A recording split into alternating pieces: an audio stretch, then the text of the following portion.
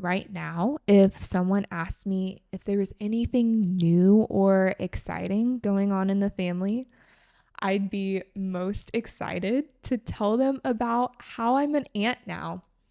Xin chào các bạn, mình là Brooklyn Day. Hi everyone, my name's Brooklyn. No matter where you go in the world, family is an important part of people's lives. Since coming to Vietnam, I've seen how here, family is extra important. And when something is important, you want to and need to talk about it. If you're trying to learn English, this topic is something you might want to hone in on. When you meet new people, they might ask you, "Do you have family?" But they're really saying, "Tell me about your family." You can answer this by talking about if you have siblings, if they're older or younger, what your parents' jobs are, where they live, things like that.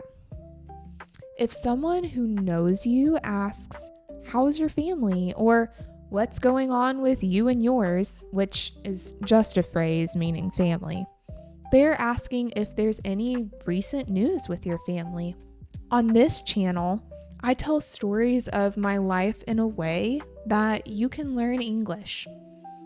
So I've just given you a few practical tips about talking about family, but I want to give you examples of those tips by telling you stories about my family. And by the way, if you are enjoying these videos, please make sure to like and subscribe. If a new friend asks me about my family, here's what I tell them. I have an older brother and younger sisters. My siblings live in 3 different states. So when I visit back home, it's kind of hard to get everyone together to see them all at once. I'm the only one married so far, so I don't have any nieces or nephews on that side of the family yet. I'm blessed to have 2 amazing grandparents who are still living, and there's so much wisdom to learn from them.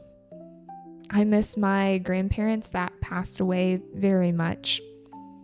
I have a lot of cousins on my mom's side of the family, but a trip from my parents' house to where they live is anywhere from 3 to 15 hours, so I don't get to see them very much anymore. If an old friend asked me about how my family was doing, I'd tell them about my siblings' significant others, how they're liking their jobs, or if they got to all see each other without me. And of course, I'd show them an updated family photo. It's so much fun now that I'm married because I also have my husband's family to be a part of and call my own. I have an extra set of parents and an older sister that I had always dreamed of. Right now, if someone asked me if there was anything new or exciting going on in the family, I'd be most excited to tell them about how I'm an aunt now. Recently, Vu'u's sister had her first child, a son. He was born on Vu'u's birthday, which is so fun. I'm sure they will have a special bond because of that shared birthday. It's been neat to see the whole process of her becoming a mom. I've been comparing the similarities and differences between America and Vietnam related to childbirth. There's small differences, like how the mom and baby go to doctor's appointments at different points or timelines, or how in America the baby is measured at birth, but here they aren't measured until I think their 2-week appointment.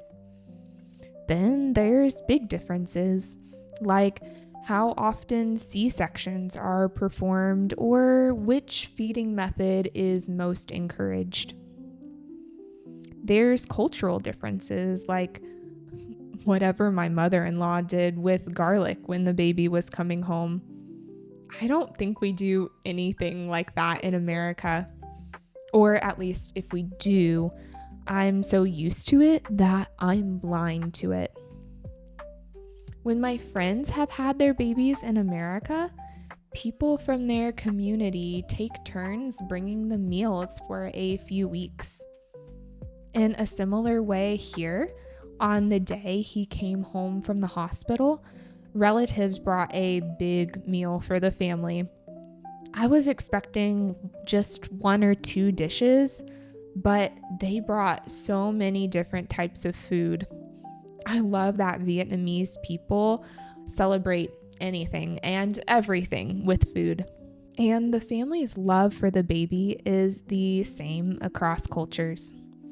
The day my nephew was born, it was clear how happy my father-in-law was.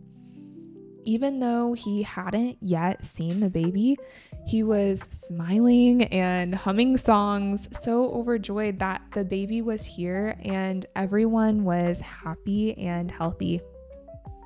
I don't yet know Vietnamese, so I couldn't understand what he was saying, but there's some things in life that are communicated without language. Happiness and love are some of those things. And there's been a lot of that going around our family's home lately. If you have any questions about ways to talk about your family, let me know in the comments down below so I can maybe teach you something. All right, that's all for today. Thank you guys for watching. Goodbye for now, and I'll see you in the next video.